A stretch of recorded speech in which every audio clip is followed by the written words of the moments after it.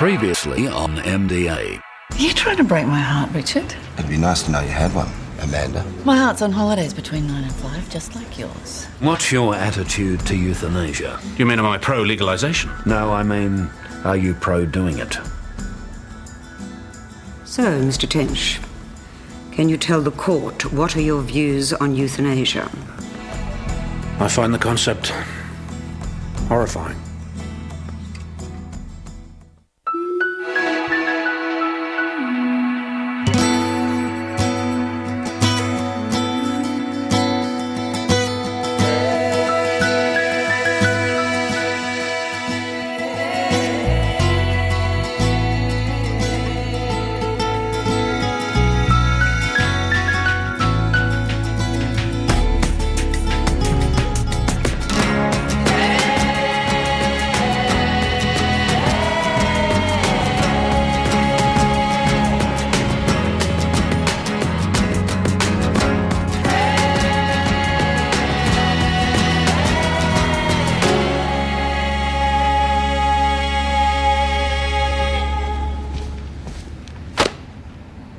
Kevin Healy's just done an Andy Warhol.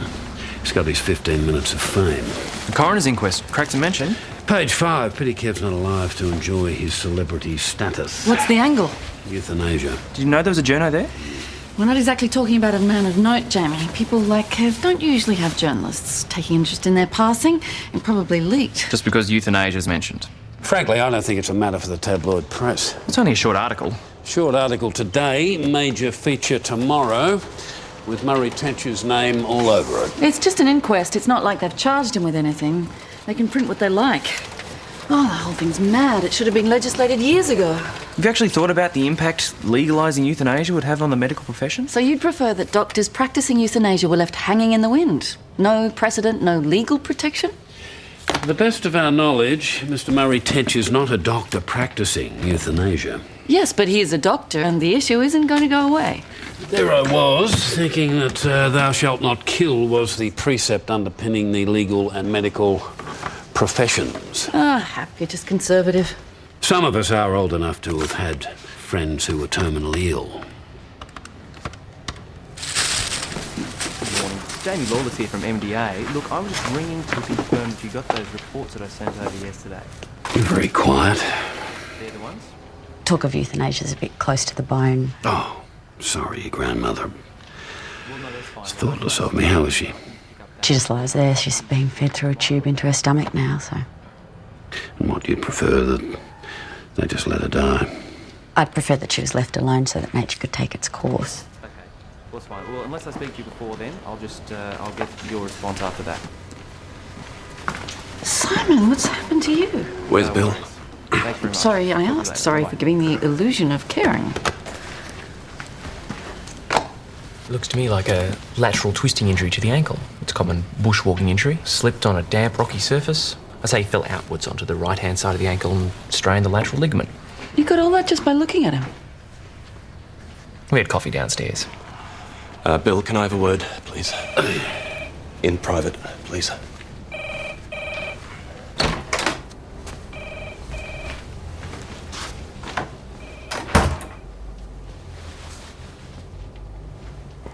I'd like to withdraw my resignation.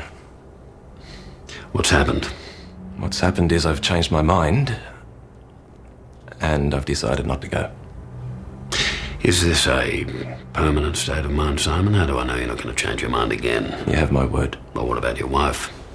How do I know she won't change her mind? She won't. You do realise, Simon, I've got an office to run here and I need staff who are 100% committed to the job. Assume you're not trying to be offensive. No, of course not. Actually, a marriage stretched over 2 continents may well have all the ingredients for success. Let's hope so. I think I envy you. Fingers crossed.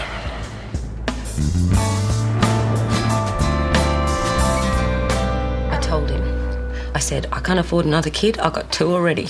Adam and Phoebe. They're great kids. He knew I didn't want any more kids. I told him to do whatever he had to do. I just wanted him to guarantee that I wouldn't get pregnant. I'm assuming this is the result. Katie. He said he clipped the wrong tube. How many tubes can there be? I don't understand. It was the way he said it, like, these things happen and bad luck. It's my bloody luck, not his. He's not the one with the kid he never wanted. He's a good baby. He's very easy. I know he is. I'm not complaining about that.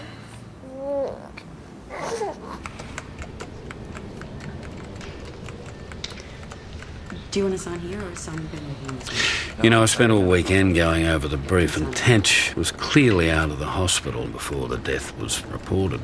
He did have access to the drugs, but so did hundreds of other people. There's nothing that connects Tench with the giving of these particular drugs. No one saw him with the drugs, and no one saw him give anything to Kevin Healy. But isn't the assumption that Healy was smothered? Yeah, as well as being dosed up with diazepam and vecuronium. But you just have to prove that Murray didn't do it. You don't have to prove who did. Correct. Medical Defence Australia later speaking. Simon, I'll tell you what, leave that report. Why don't you come with me? I need you to ride shotgun on Murray. God knows I can't control him. Sure. There should be information in the newsletter. Thanks, Keita. We're expecting a High Court decision that, if it supports the plaintiffs, should be very useful for us. These cases can often take a long time to settle. They can be very stressful for even the most robust of souls. That's what I keep telling her. I don't care how long it's going to take. He should suffer for what he did to me. We're doing it really tough. We need the money. What's the name of the gynecologist? Dr. Hugo Willard. Amanda, Dr. Willard's here. He wants to speak to someone. Thanks, Lars. And I think Simon might have just unresigned. Oh, at least we won't have to find someone to replace him.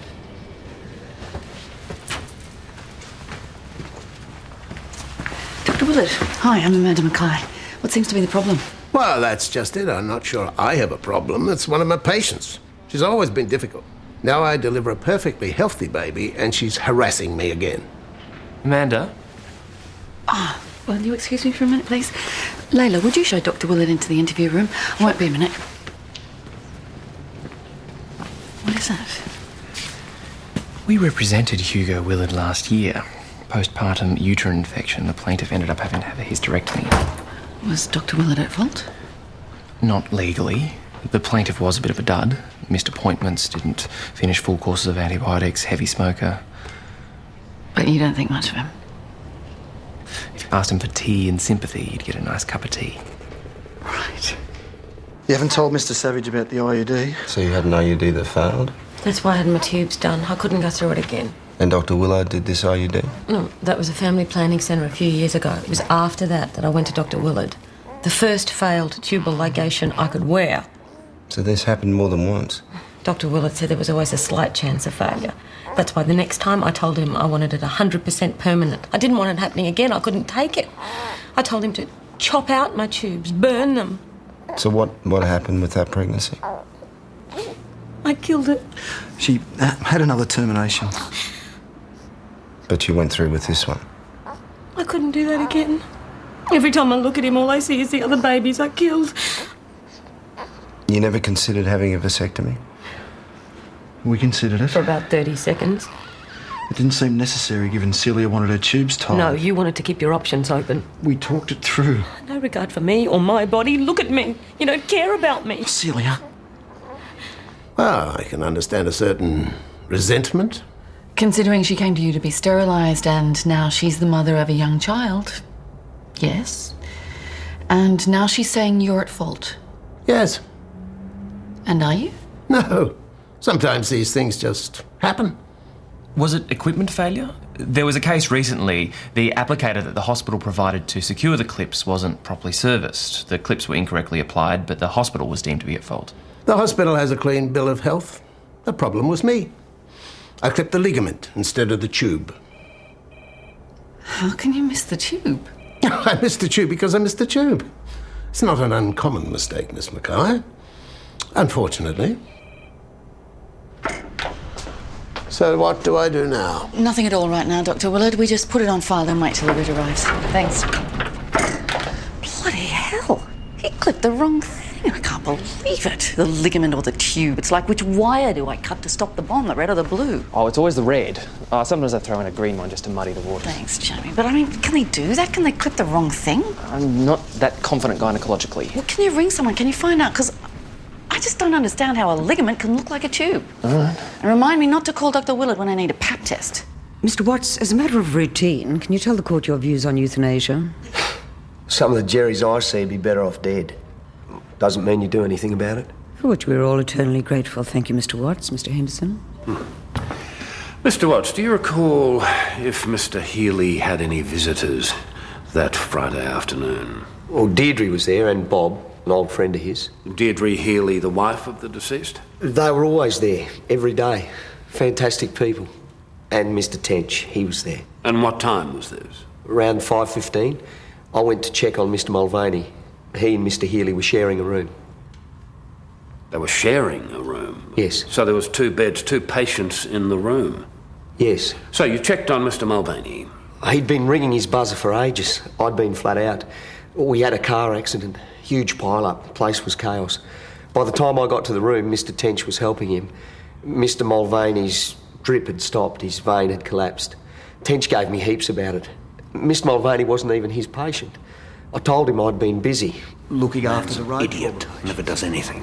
Sits outside smoking all day. I told Tench I'd get a fresh cannula. He said he'd get it, that I'd probably get the wrong size. Probably get on the gauge of fencing wire. So he marched off and got it himself.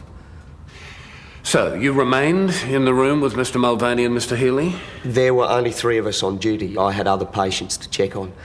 We've got 10 permanent geriatrics. They need constant monitoring. It's never ending. I came back 5:30. Mr. Tench was gone. Mr. Mulvaney wasn't there. Bob said he'd gone for a walk. So who was in the room? Bob and Deirdre.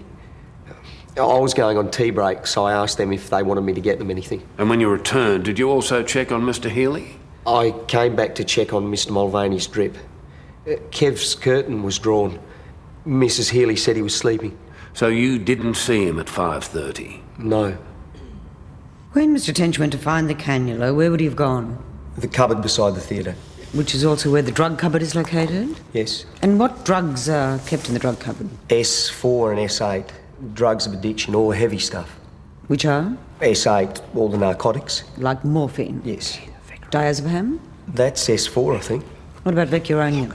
I'm not sure. I don't think so. I don't know. Thank you, Mr. Watts. Mr. Henderson? Hope this is good. Yes. Your Worship. Mr. Watts, is the drug cupboard kept locked? Yes, of course. And who has a key? Nurse Altman. She's the senior nurse on duty. What about you? Do you have a key? No. Mr. Tench, does Mr. Tench have a key? No.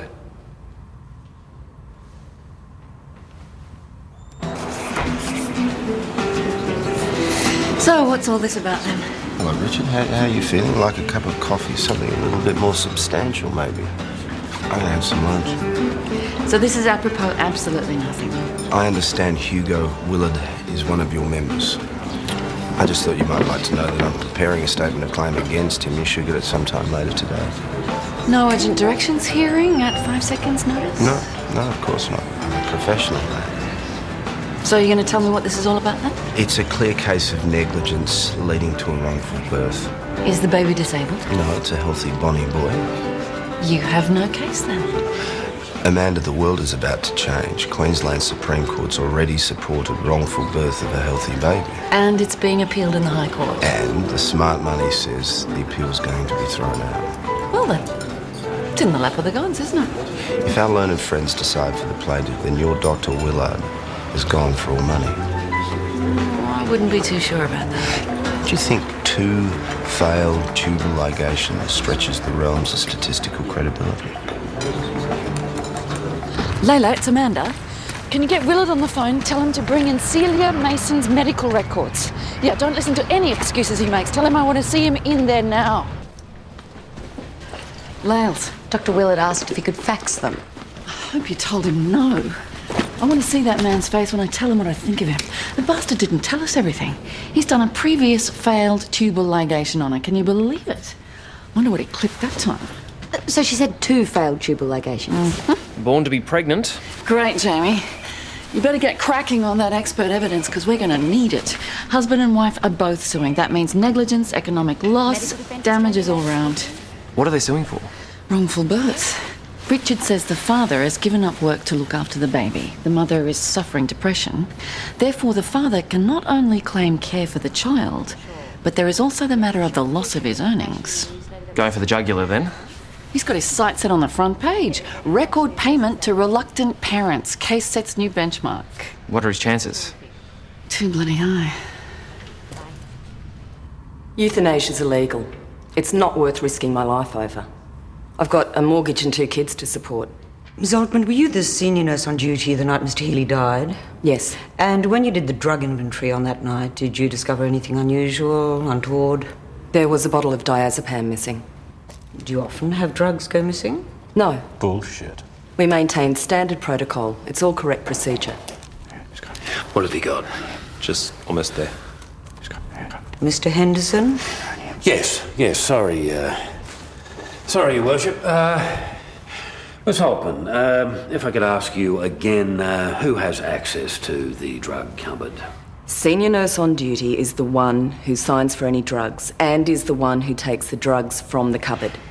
And how good is your security, would you say? Excellent. Non-existent.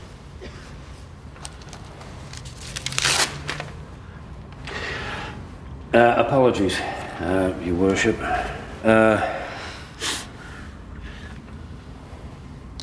The hospital had a problem with security last year. Drugs went missing on a regular basis. There was a quantity of morphine stolen, and I understand that a nurse on staff developed a morphine habit. That problem was addressed.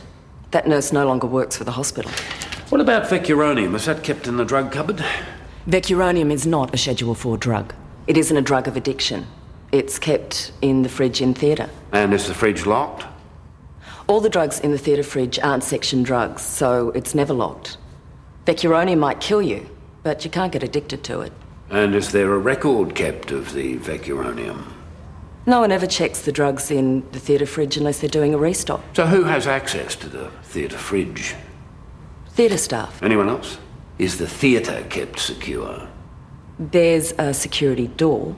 To which every member of staff, including the cleaners, knows the code, so anyone could have access to theatre. Yes. As senior nurse, you must have been all over the shop, flat chat, going back and forth from the drug cupboard, trying to keep a handle on patients, do the right thing, meet protocol requirements. There were several occasions when I had to send a junior nurse to the drug cupboard. I still signed for the drugs. So you have no way of knowing if the drug cupboard was secure on that night, do you? No. Anyone could have stolen that bottle of diazepam. A doctor, a nurse, a visitor, anyone. Yes. No further questions, Your Worship. This hearing will resume at 2:30. I would prefer that we could discuss our witnesses before I question them. We need to talk over lunch. All right. Can't. I've got a problem with the patient.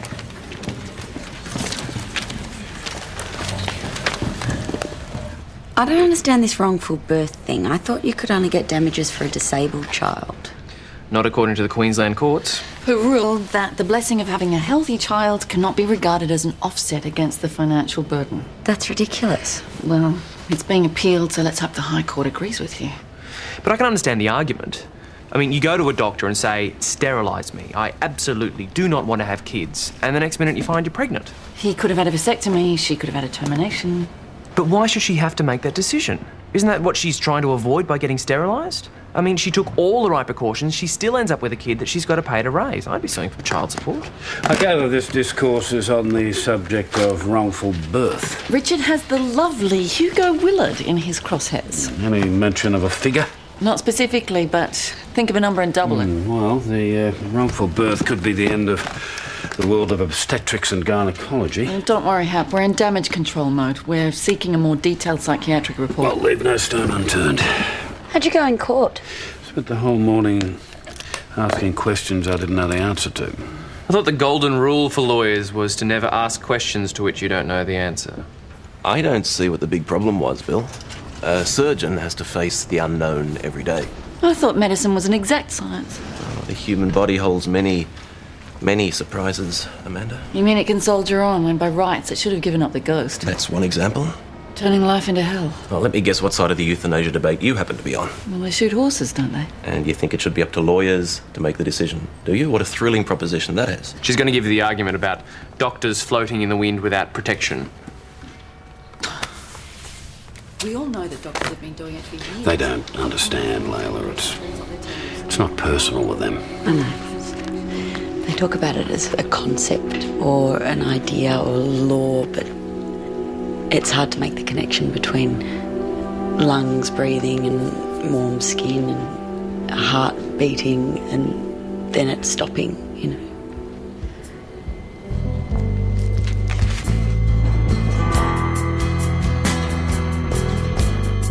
You run a potato farm, Mr. Whitecross. Yeah, down Gippsland. And you were good friends with Mr. Healy, were you not? Yes. And you often visited him when he was ill. Yeah, Kev was having a hard time. Deirdre wasn't handling it very well, so I went up there and moved in for a while to give her a bit of a hand.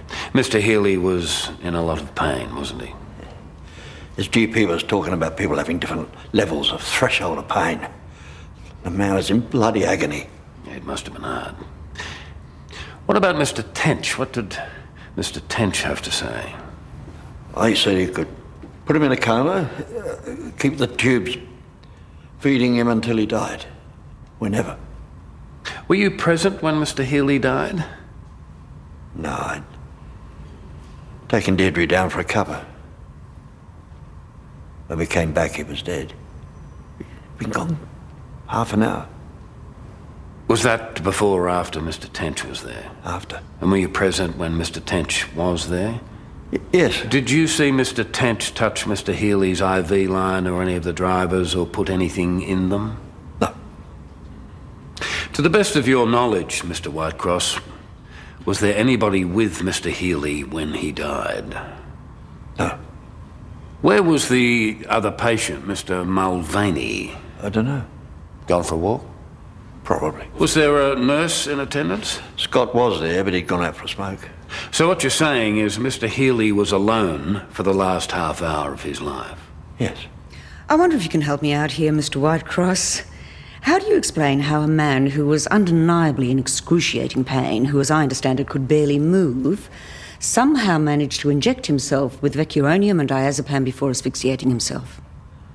All I know is Kev is dead. He's finally out of his misery. Can you tell the court what are your views on euthanasia, Mr. Whitecross? I don't see a problem. I had a dog when I was 8. He took a bait, and Dad made me shoot the dog. Said I had to learn to take responsibility. Are you saying that a dog and a human are the same? No, what I'm saying is that I wouldn't let anything suffer, human or animal. I must caution you, Mr. Whitecross. I'm going to ask you a question which may have serious repercussions for you. You may wish to seek legal advice before answering, and I'll adjourn the court if you wish to do so. Mr. Whitecross, did you kill Mr. Healy? Do you wish to seek legal advice? No, I don't care about that. Nothing scares Bob. I wish I had killed him. I wish I'd had the guts.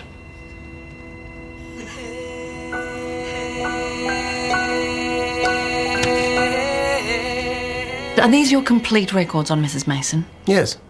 I only ask because it would appear that you haven't been completely candid with us. I don't understand. Well, you didn't tell us about the earlier failed tubal ligation you performed, did you? There was nothing wrong with that first ligation. Those clips were correctly applied. Her tube spontaneously recanalized. It happens. The percentage incident rate is low, but it does happen, as I'm sure Dr. Lawless will attest. I believe it can happen, yes. But in the case of the second incident, Dr. Willard, while it's true that the ligament can be confused with the fallopian tube, the tube is clearly identifiable by its fimbrial end, isn't it? It's either attached to the wall of the pelvis or it's got a fimbrial end. So did you check? You didn't tell me you're a gynecologist.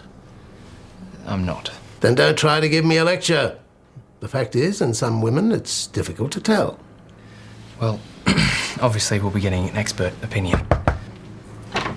Sorry to interrupt. Amanda? Excuse me.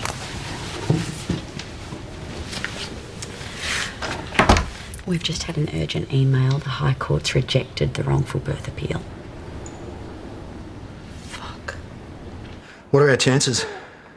Well, Cliff, as of this morning, they're very good indeed. We just have to keep the issue focused on Willard's blundering. Well, what else is there? MDA have to believe that you are prepared to take this to court. Are you worried about my wife? She's clearly having problems coping. Celia can't cope with having babies. She can't cope with getting rid of them either. She's had 2 terminations and 2 failed sterilisations. She feels like a freak, and who could blame her? And she doesn't sleep anymore. She cries all the time. She got an ulcer after the last one. Why didn't you have the vasectomy? You said you talked about it. Why put it all on her? I didn't put it all on her. I would have used a condom, only she had an allergy towards the latex. Celia didn't want any more children. Yeah, she didn't want to be able to have children. Cliff, you're saying this about her ability to have children, not about yours. Yeah, well, I did the reading. There's an increased chance of testicular cancer. No, there's not. Medical statistics are my area of expertise. There is no increased risk of testicular cancer. You didn't want to have the vasectomy, and that's fine. We are arguing this particular surgery, the second tubal ligation, was incompetent, and we are suing for damages arising from that. So the fact that I didn't have a vasectomy, is it going to be a problem? No, it has no impact on the competency argument. It does, however, when we're assessing damages. Celia's seeing a psychiatrist. Were her psychological problems caused by the first failure, the second failure, or your refusal to have a vasectomy? It's all relevant. That registrar's next to incompetent. Now the wife's up next. Any idea what she's going to say? Well, same as Bob, I assume. That's your arrangement, is it? That's what the 3 of you have agreed to say. What gives you that idea? Oh, put it down to a warped imagination. Right, I think we better head in.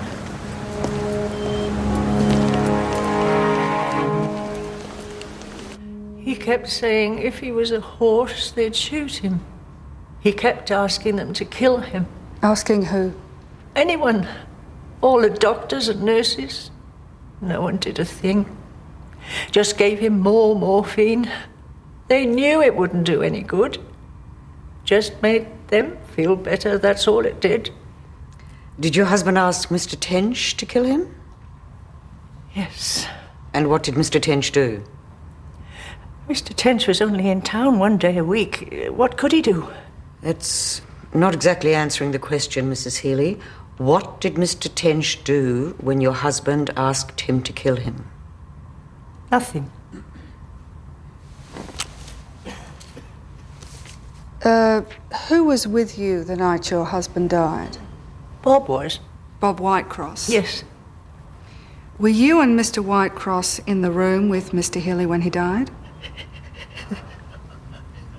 I appreciate how traumatic this must be for you, Mrs. Healy, but I must insist you answer the question. Bob and I were with him at 5:15 when Mr. Tench visited.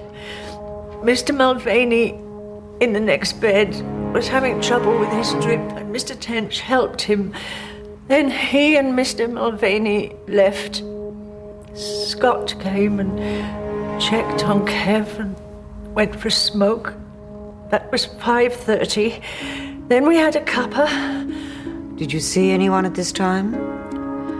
No, just a waitress, no one we knew. When we got back to the room, about 6, he was dead. Mr. Henderson? Thank you, Your Worship. Mrs. Healy, you think Mr. Tench let you down, don't you? No. You think that he should have helped your husband to die, don't you? Your husband clearly asked him to, and he did nothing. You said so yourself. You think Mr. Tench let you down. Yes. Because he did nothing. He should have. Kev was in agony. That's what he thinks, isn't it? The three of us have made some sort of deal. Can you blame him? Can you? What's he supposed to think? You don't talk to him. He comes along and talks to you. You walk away. Jesus. Talk to him, Murray. And say what? The man was finished. Maybe somebody did help him out. What did they do? Save him a couple of days' misery at the most. He could hardly breathe as it was. Anyone looked at that? I have. Anyone else? It's getting better. Slowly. You're probably not the best judge. It's fine. Not interrupting anything, am I, gentlemen? Just a discussion about fixing Simon's ankle? Talking about ways to save your own neck might be of more value. Have you ordered yet?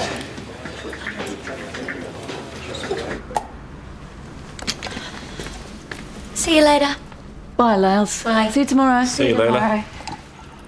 You don't get overtime here, you know? Just as well. MDA go broke. Writ arrives for Hugo bloody Willard just as the High Court shoots our feet out from underneath us. Could potentially be the disaster of the century. Wrongful birth. Richard's licking his lips over it. He's looking for compensation for pain and suffering for the pregnancy, morning sickness, pain of the childbirth, plus the cost of raising the child till the age of 18, food, clothes, education, toothpaste. The whole catastrophe. Want a drink? I'd hate to see you struggle through that on your own. Thanks. Email.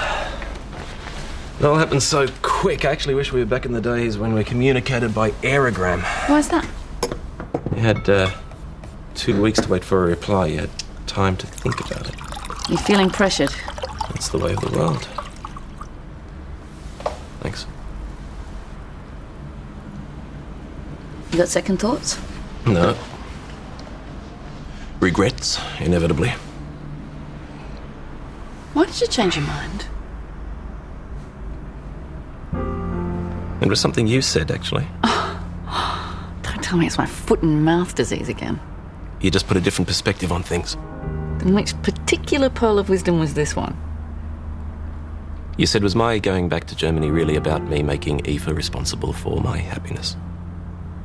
And you were right. If I was there, Aoife would inevitably feel responsible for me. I'd inevitably be on the outer. Neither of us would be particularly happy. So we talked about it, and we emailed about it, and we realised that we can't have it both ways. One of us had to make a decision, and I decided that I would stay here. I told you not to listen to me. It was really good advice, Amanda. My wife and I are living completely different lives in completely different continents. What else are we going to do? Wait and see what the future holds.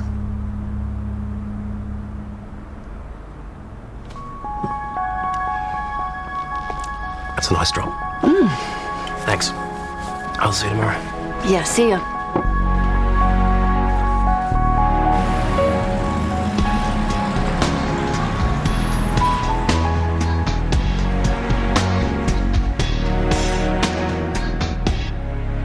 With regard to our friend Dr. Willard, question numero uno, was he negligent? Answer, yes. You're talking about one of our valued members here, Amanda. Yeah, he's still negligent. I must be hard of hearing. You did say he wasn't negligent? He clipped the ligament instead of the fallopian tube. So that means he's negligent? Where are you heading with this? We're no longer in a position to be able to argue the principles or otherwise of wrongful birth. But what we can do, however, is deny negligence. Otherwise, Savage will be like Chanticleer in the henhouse and will be rooted. Willard stuffed up. Says who? Says our expert witness. Fortunately, we live in a world where divergent opinions are welcome, so find a more appropriate witness. More appropriate? More fitting, suitable, apt.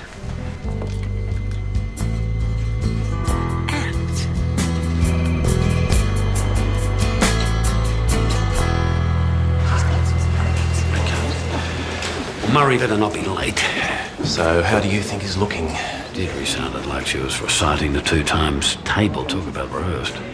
But at least it's consistent. Let's hope Noni Hibber doesn't blow this story out of the water. Who? Noni Hibbert, Kev's neighbour, a late witness. She appeared out of the blue this morning. Let's hope that she supports the company line, or otherwise Orchard will get a big whiff of conspiracy. Bob and Deirdre are trying to protect him. Yeah, but surely they can see they're just making him look even more guilty. Just because they're being stupid doesn't mean that Tench did anything.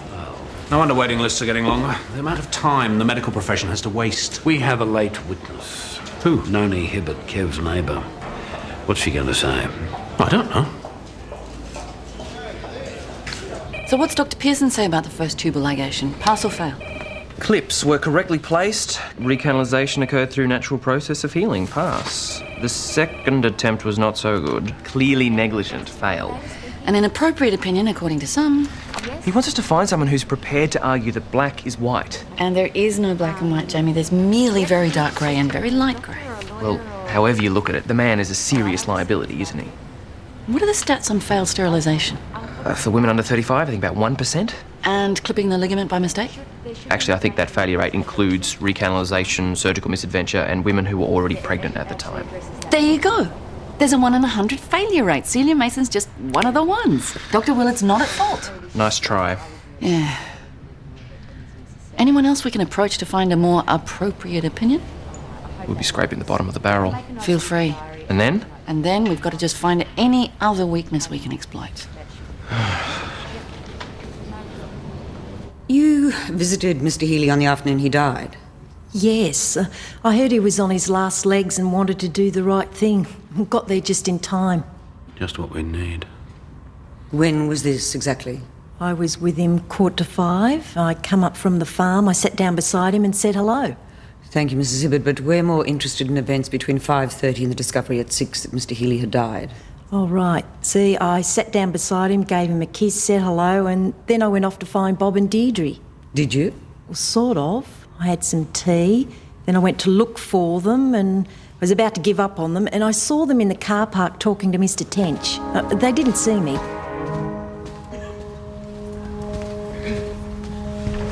When was this? 5:45. And Mr. Tench was with them? Yes. Are you sure this was around 5:45? Yeah, give or take 5 minutes. Did you have any idea what they were talking about? They were hugging and crying. I figured Kev must have died, so I left them alone.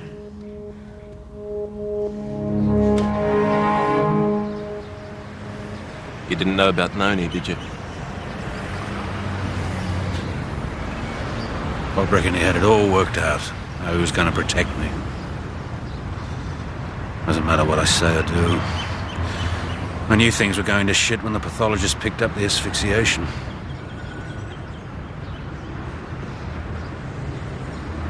I was hoping you didn't do it. Who did you think did it? I just figure we just treat people with respect, tell them the truth.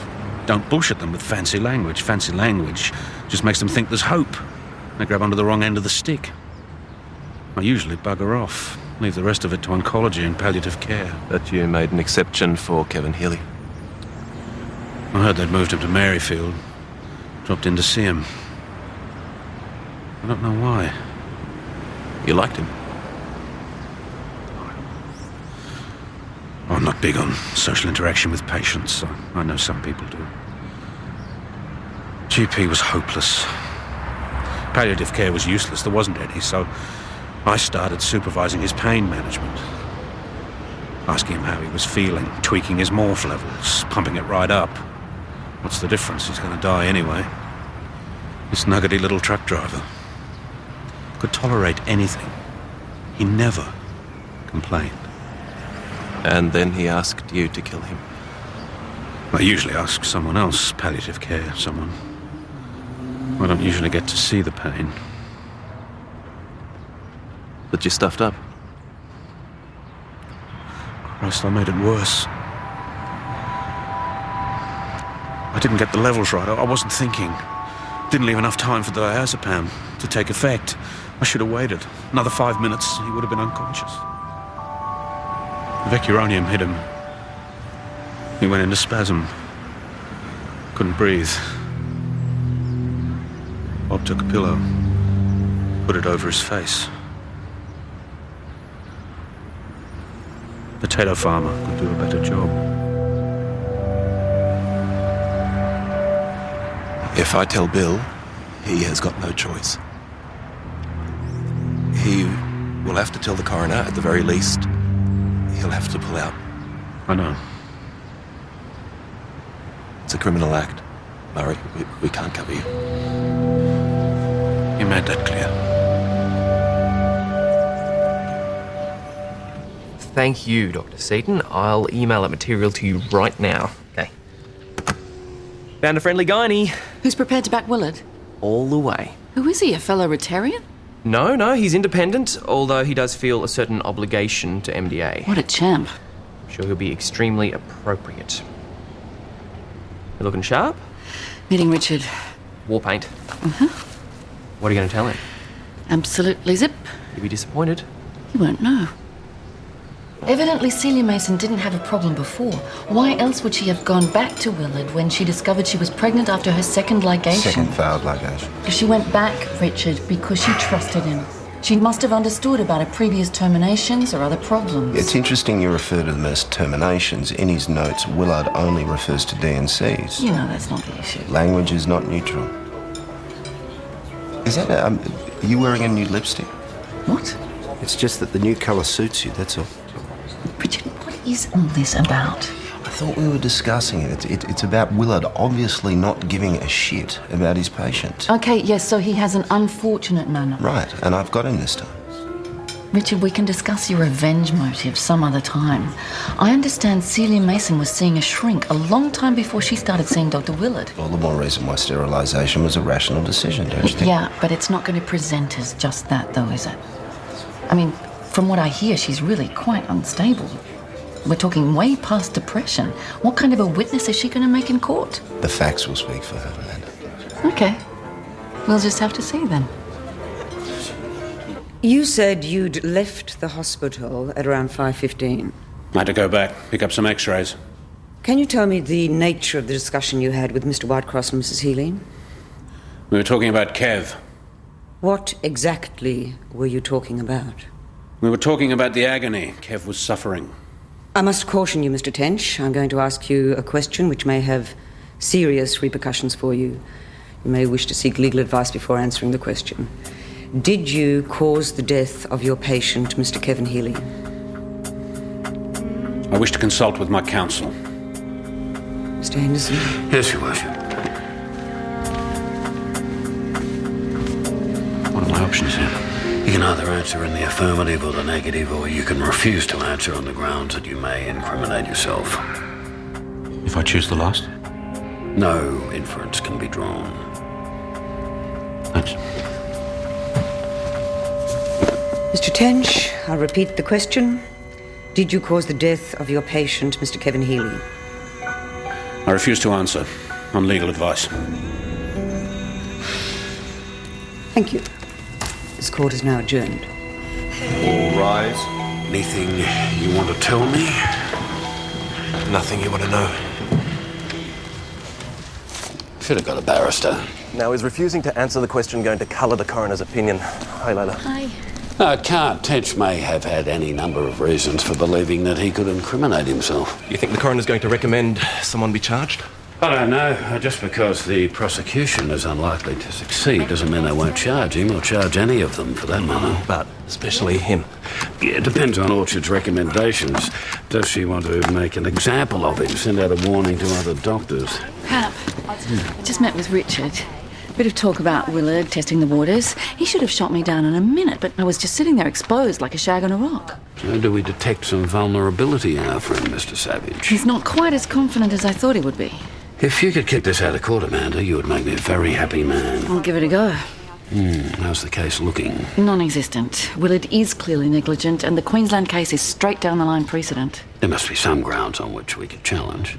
Recanalization does occur in up to 5% of tubal ligations. So it's a chance occurrence. Willard's case notes do indicate that he warned Mrs. Mason about the possibility. This is all good. Except there's a second failed tubal ligation. Of course. In which Dr. Willard mistook a ligament for a fallopian tube. Not a good move. Totally inept is how I describe it. Dr. Willard exercised professional care and skill at the highest level. Jamie, he didn't clip the tube. We accept that he didn't clip the tube. But our expert witness's opinion is that this was not as a result of any negligence on behalf of Dr. Willard, rather a rare event that can occur with this procedure. Who'd you get to write that rubbish? Dr. Seaton is an experienced and well-respected gynaecologist. Never heard of him. Well, you have now, Richard. MDA must have paid him a tidy sum. We move on, Richard. You may, of course, challenge the MDA witness, but accusations of that nature are not helpful. He stuffed up. We are seeking $500,000 to cover pain and suffering associated with Mrs. Mason's wrongful birth and pregnancy, the loss of income to Mr. Mason, plus the cost of raising Cody till the age of 18. We're prepared to offer $30,000 to cover the cost of inconvenience caused to Mrs. Mason. That is a farce. All right, Richard, $50,000. But it's actually not just up to you, though, is it? Your clients do have a say in the matter. I was just wondering, why didn't Cliff have a vasectomy after the first failed tubal ligation? They discussed it and they decided that We didn't Celia would discuss have anything. the procedure. He doesn't care. Celia. He does nothing. Oh, Celia, that's not true. Look at him. He got what he wanted. It was your decision to have your tubes done. Because you wouldn't. Yeah, because you didn't want to have any babies. Cliff, please. Celia. Just think about it, Mrs. Mason. Just think about it for a minute. Do you really want to put yourself and your child through all of this? Amanda, please do not attempt to intimidate my clients. Sorry, Richard, but have you told them what it will be like if this goes to court? We will appeal any findings of negligence. We will drag it out. It will take years to resolve anything. I don't think this has been very helpful, Miss Mackay. The thing is, I sympathise with Celia and Cliff.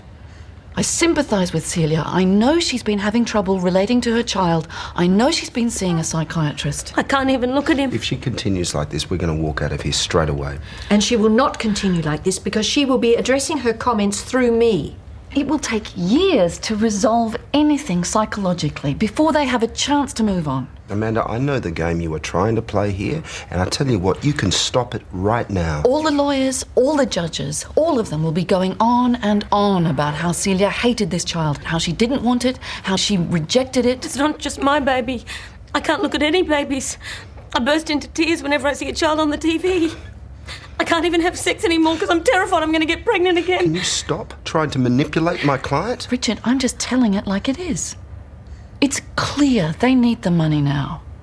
Cliff has left his job so that he can look after the baby. All of their lives are on hold until this is resolved.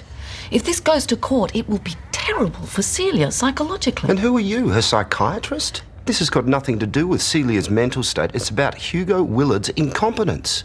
Celia went to him to be sterilised. He stuffed up. But now my clients are stuck with a child that they didn't want, that they actively tried to prevent from being conceived. Richard has a point, Amanda. This is about resolving the issue.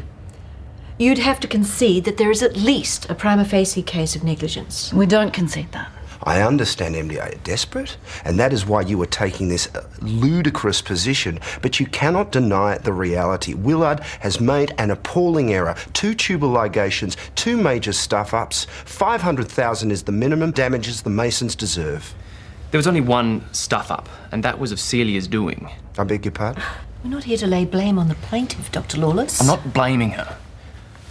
What happened was her body recanalised, grew back, if you like, around the original tubal ligation, and in the process changed the structure in the vicinity of the fallopian tubes. There was also scar tissue from the original operation, which distorted her anatomy. Under the laparoscope, the round ligament appeared where the fallopian tube should have been. Dr. Willard had no way of knowing that he was wrong. You are going to need to make a considerably better offer than $50,000 before we agree to anything. I think, under the circumstances, $50,000 is generous. Fine. Then this mediation is over. We shall see you in court. It's up to you. Hey. How did you go? We're letting Richard listen to a bit of thinking music. Don't tell me we're settling. I can feel it in my waters.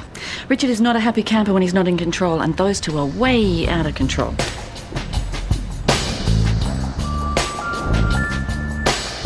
$160,000, and that's my final offer. Oh, come on, Richard, it's clear they want to settle. I never said that. You wouldn't win in court. Well, go ahead and try. Frankly, I think it's anything but a lay-down misere.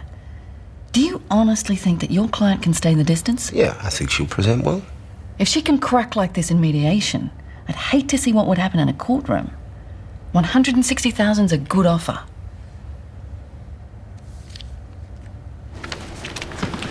Is Murray coming? I don't know. Can't stand this waiting. Jamison, do you want to ring her again? I'd like to find out before we go into court. Her phone's switched off. Jesus. When's Orchard handing down her finding? Half an hour. We should be getting bonuses for how much we save this place. Like, I'd have to say about $200,000. What did you settle for? 160,000, all in, no admission of negligence. Well done. Congratulations. Mind you, Savage will be pursuing the wrongful birth issue. We'll be back, but... So will we.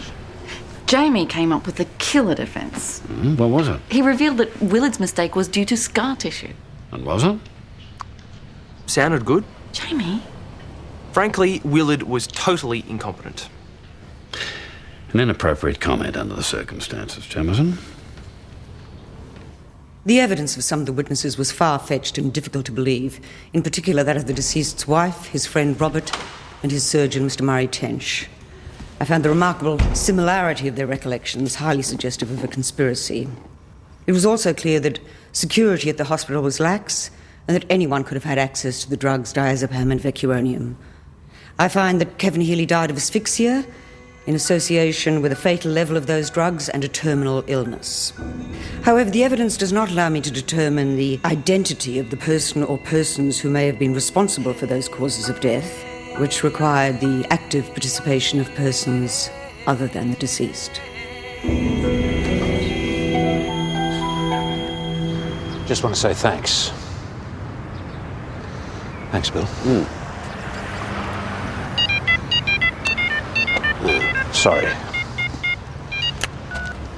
Tench. You know, for someone who reckons he's not good on his feet, you handled that well. It worked out. We did the right thing by our member.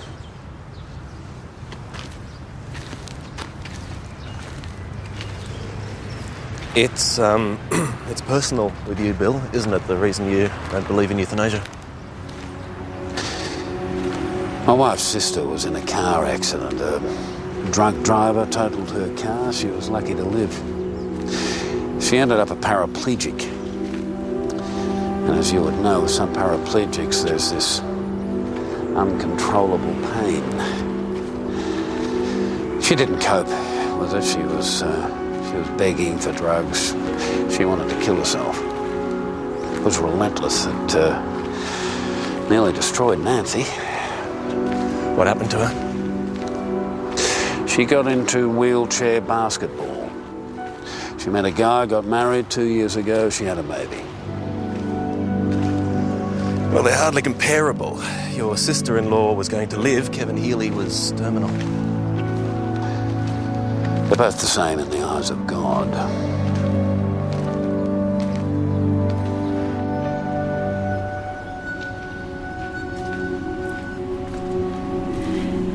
You've been fiddling with that all day. Since Saturday, in fact. Katie left it on the pillow after I told her they couldn't go camping. She was obviously unimpressed. Yeah, she hates me. I'm sure it's not a permanent state of mind. She hasn't spoken to me since Friday night. What kind of father am I anyway? I can't give up a weekend to take my family camping.